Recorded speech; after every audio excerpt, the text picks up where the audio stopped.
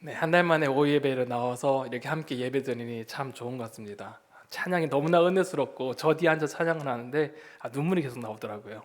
요즘 따라 우리 교회 들려지는 찬양이 너무나 은혜롭고 너무 그 속에 하나님 은혜가 되어서 너무나 참 감사했던 것 같습니다. 또한 귀한 찬양 준비하신 우리의 찬양대와 또 우리 청장년 무대에게 깊은 감사를 드립니다. 여러분 삶의 이번 한 주간은 어떠하셨습니까? 여러분의 한 주는 어떠하셨나요? 평안하셨습니까? 혹은 너무나 막막한 한 주였습니까? 저는 보통 이렇게 제 삶을 되돌아보니까 참 평범하면서도 잔잔한 일생을 그런 살아왔던 것 같습니다. 저도 보통의 일주일 혹은 한 달 혹은 1년을 보면 참 큰 바다 속에서 큰 일렁이 없는 그런 호수 같은 잔잔한 호수 같은 그런 일상들을 보내오는데 지난 한 주는 몇 가지 제 마음속에 물결 두 가지가 일었습니다. 개인적으로 지난 한 주간에 첫 번째 그 물결은 바로 최근 뉴스에 연일 보도되고 있는 나는 신이다. 신이 배신한 사람들. 이것으로 인하여서 제 마음속에 제 정서적으로 뭔가 하나의 큰 물결이 일어나기 시작했습니다. 혹시 나는 신이다. 신이 배신한 사람들을 혹시 들어보거나 보신 적이 있으십니까? 네, 우리 아마 청장년 넷플릭스를 보시는 분들은 아마 많이 접했으실 거고 아마 뉴스로 보면 최근 JMS에 대한 뉴스를 아마 많이 접하셨을 것입니다. 나는 신이다, 신이 배신한 사람들 이 다큐를 1회부터 3회까지를 보게 되었는데 다소 좀 아는 것도 있었지만 참 충격적인 일들을 보게 되었습니다. 먼저 이것은 넷플릭스에 공개된 이 8부작의 이 다큐멘터리로서 대한민국 현대사 속에서 메시아라고 불려진 사람들과 이 뒤에 숨겨진 사건과 사람들을 추적하는 내용의 다큐멘터리입니다. 한마디로 사이비 이단 종교를 고발하는 그런 내용입니다. 그 중에 JMS라 불리는 이 정명석에 관한 내용은 한국 사회에 매우 큰 충격을 주게 되었습니다. 이를 통해 이단 사이비 종교에 빠짐으로써 그 속에 고통받는 이들의 모습 속이 보이게 되었고, 그로 그 교주의 악함이 보여졌습니다. 인간의 한계를 이용하여서 사람을 착취하는 교주의 모습, 안정된 뇌세를 보장받고 싶어하는 인간의 그 부단한 심리를 예리하게 악용하여서 자신의 사리 사욕을 채우는 그 교주의 모습 속에서 얼마나 사람이 악한지를 보여주었습니다. 보여주었습니다. 또한 그 속에 고통받는 사람들이 눈에 띄었습니다. 거짓된 그 교리 속에서 관계의 단절에 대한 불안감에서 벗어나지 못하고 이 헤어나지 못한 그 힘든 늪에 빠져 고통받는 이들을 통하여서 인간의 나약함과 또 한계성을 보게 되었습니다. 그리고 그 속에 내세의 불안으로 구원받지 못할까, 지옥에 떨어질까, 그곳에 나오지 못한 이들이 눈에 밟히기 시작했습니다. 그래서 제 마음속에 큰 물결이 하나가 요동쳤습니다. 그리고 두 번째 물결이 있었습니다. 그것은 바로 죽음의 소식이었습니다. 제 아버지의 큰 형님의 그 아내, 즉 저에게는 큰 어머니의 죽음의 소식을 듣게 되었습니다. 담임 목사님의 배려와 교회 배려로 인하여서 다행히 이 발인전에 도착하여 조문하고 발인 예배를 드릴 수 있었습니다. 발인을 마치고 모두가 나가고 이제 영정사진을 들고 이제 발인을 하려고 할 때 갑자기 제가 영정사진을 모시고 이렇게 들고 가려 했는데 큰 아버지께서 제 앞에 우두커니 서셨습니다. 그리고 발인하는 그 아내의 사진 앞에 한마디 말을 하셨습니다. 그 말은 사랑합니다. 그 말을 하시고 한참 서 계시다가 뒤로 나오셔서 발인이 시작되었습니다. 사랑하는 사람 앞에 마지막으로 사랑한다는 말하면서 이별을 담담히 받아들이시는 그 큰아버지의 모습과 함께 신앙인으로서 이 종말에, 즉 이 마지막 때에 함께 할 하나님 나라 소망이 있음을 또한 보게 되었습니다.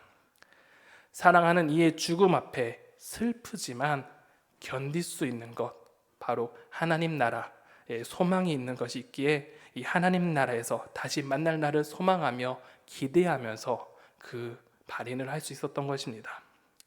사람마다 저마다 이 종말을 다양하게 해석합니다. 인생을 끝이라고 생각하기도 하며 인류의 종말이라고, 모든 것이 파멸될 것을 생각하는 사람들도 있습니다. 그래서 종말이라는 단어를 사람들에게 말하면 대부분 끝이라는, 마지막이라는 그 의미가 강하게 다가옵니다. 과연 인류에게 종말이 있는 것일까요? 만약에 있다면 어떠한 종말이 있을까요? 그리고 성경은 이 종말에 대해서 어떻게 이야기하고 있을까요? 성경은 인류가 생각하는 그 종말을 이야기합니다. 기록하고 있습니다. 그런데 우리가 생각하는 종말과 좀 다른 결말입니다. 우리가 생각하는 종말은 인류가 아예 종말되고 모든 것이 파멸되는 것을 염두에 둔 종말이라면, 성경에서 말하는 종말은 끝과 파멸이 아닌 하나님 나라의 완성입니다. 하나님 나라가 완전히 회복되어지고 하나님의 통치가 이 땅에 완전하게 이루어지는 날, 그날이 바로 성경에서 말하는 종말입니다. 하나님의 통치가 이 땅에 완벽하게 이루어질 때 이 땅에는 완벽한 균형과 완벽한 질서와 완전한 평안과 완전한 기쁨이 이루어지는 그날인 것입니다. 이러한 나라를 성경은 다음과 같이 비유합니다. 이사야 11장 6절에서 8절에 보면 이렇게 기록하고 있습니다. 그때의 이리가 어린 양과 함께 살며 표범이 어린 염소와 함께 누우며 송아지와 어린 사자와 살찐 짐승이 함께 있어 어린아이에게 끌리며 암소와 곰이 함께 먹으며 그것의 새끼가 함께 엎드려지며 사자가 소처럼 풀을 먹을 것이며 젖먹는 아이가 독사의 구멍에서 장난하며 젖된 어린아이가 독사의 굴에 손을 넣을 것이라 라고 말씀하고 있습니다. 하나님의 나라는 바로 이러한 나라라고 이사야 선지자는 이야기하고 있습니다. 우리는 이 말씀의 구절을 딱 읽게 되면 한 가지 우리 머릿속에 스쳐 지나가는 찬양 하나가 있습니다. 혹시 여러분 이 멜로디 기억하십니까? 사막에 샘이 넘쳐 흐르리라, 사막에 꽃이 피어 향내 내리라, 주님이 다스릴 그 나라가 되면은 사막이 꽃동산 되리. 사자들이 어린 양과 뛰놀고 어린이가 함께 뒹구는 참사랑과 기쁨의 그 나라가 이제 속히 오리라.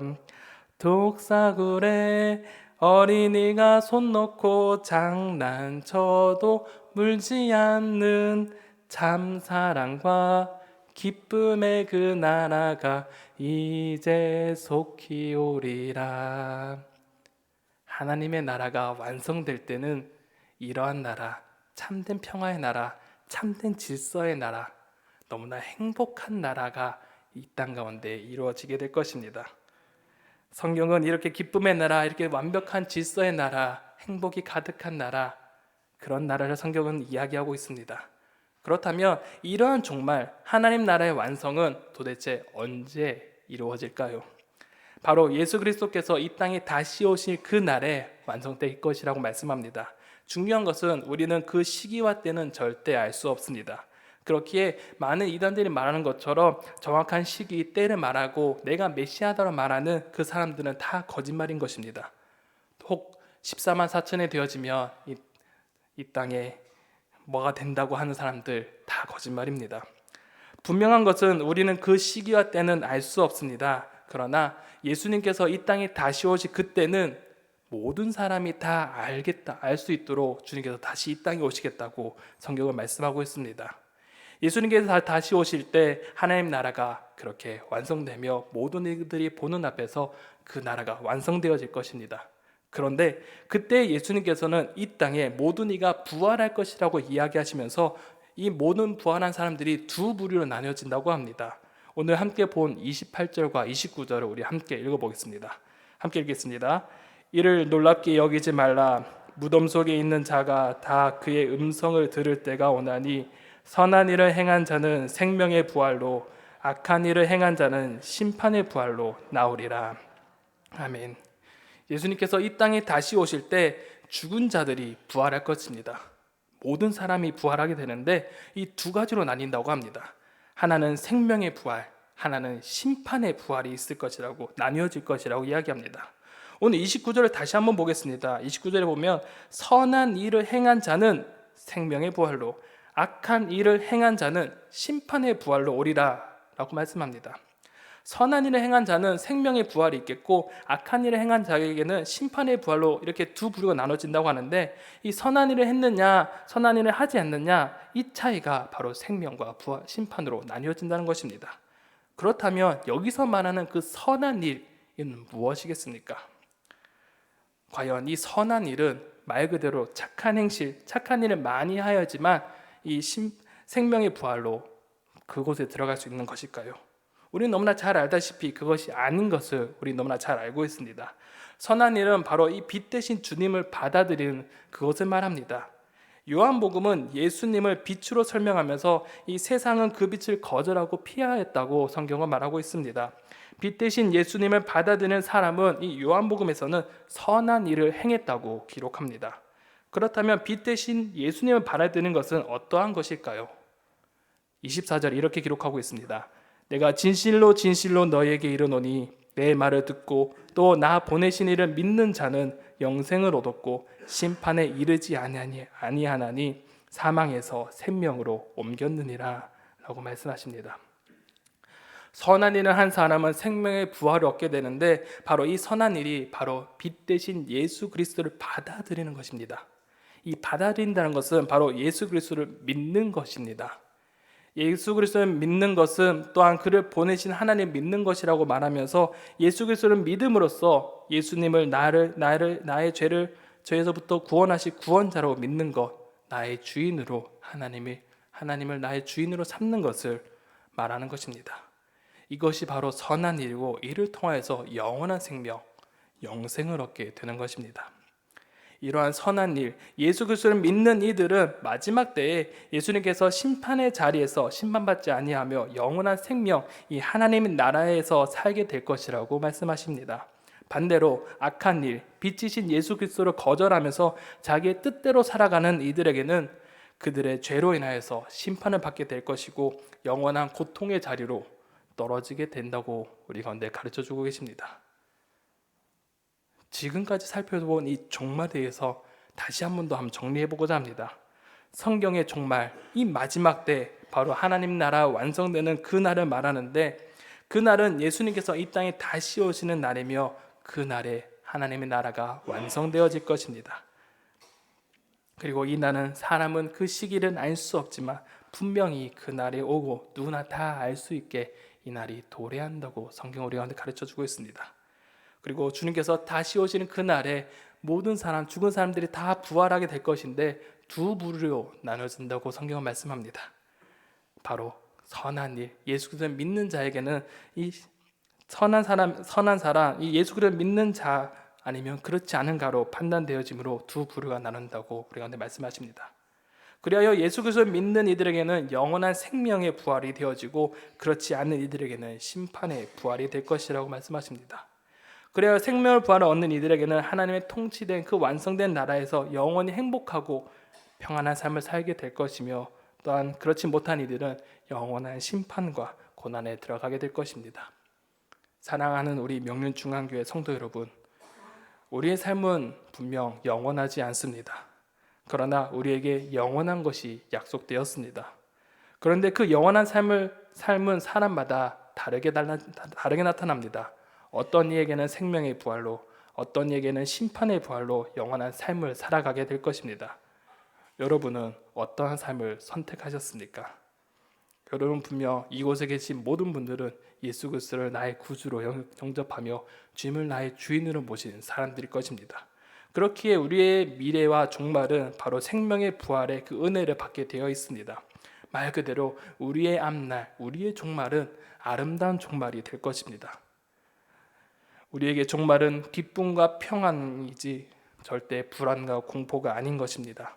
그렇게 우리는 종말을 두려워할 필요도 없고 하나님 나라가 이 땅에 완성되는 것을 기쁨으로 기다리며 오늘 하루를 살아가는 것입니다.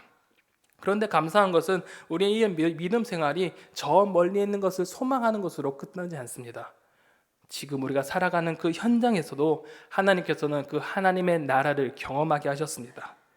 장래의 소망뿐만 아니라 현세에서도 이 하나님의 나라를 누리게 하셨습니다. 예수 그리스도를 믿음으로 하나님 말씀으로 살아갈 때에 우리가 하나님을 사랑하며 이웃을 사랑하며 그 주님의 말씀 따라 살아가겠다 애쓰며 노력할 때 우리가 살아가는 그 삶의 현장 속에서 하나님의 통치가 이루어지고 경험하게 하신다고 성경 분명 우리가 가르쳐주고 있습니다. 이 땅에 우리의 삶의 현장이 너무나 어렵고 힘들고 지옥 같은 현장일지라도 하나님께서는 그런 삶에도 불구하고 우리 가운데 참된 기쁨을 허락하시고 참된 행복을 허락하시며 주님께서 주시는 참된 평안을 누리게 하셨습니다. 오늘 우리 중고등부 친구들과 한 가지 찬양 이야기를 나누었습니다. 하윌이라는 사람이 지은 시인데 그것이 찬송가로 지어졌다고 이야기하고 있습니다.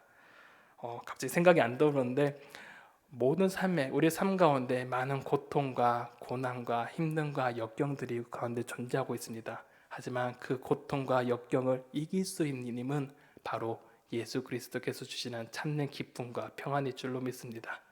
우리의 모든 기쁨, 우리의 고난과 슬픔과 아픔들을 주님의 그 십자가 앞에 내려놓고 모든 것을 하나님께 의지하며 나아갈 때 하나님께서는 우리의 삶 가운데 하나님의 나라를 펼쳐 보여주실 것입니다. 위대하신 하나님께서 우리의 삶 가운데 함께하여 주셔서 분명히 우리의 삶에 참된 평안과 기쁨을 누리며 그 기쁨을 가지고 하나님의 나라를 소망하며 살아가게 할 것입니다. 이번 한 주간이 그러한 삶이 되었으면 좋겠습니다. 우리가 믿음으로 살려고 아둥바둥할 때 여러분의 삶의 자리가 하나님의 나라가 이루어지는 그런 자리이길 소망합니다. 또한 하나님의 완성된 그 나라를 기대함으로써 믿음으로 살아가는 한 주간이 되시기를 간절히 소망합니다. 기도하겠습니다.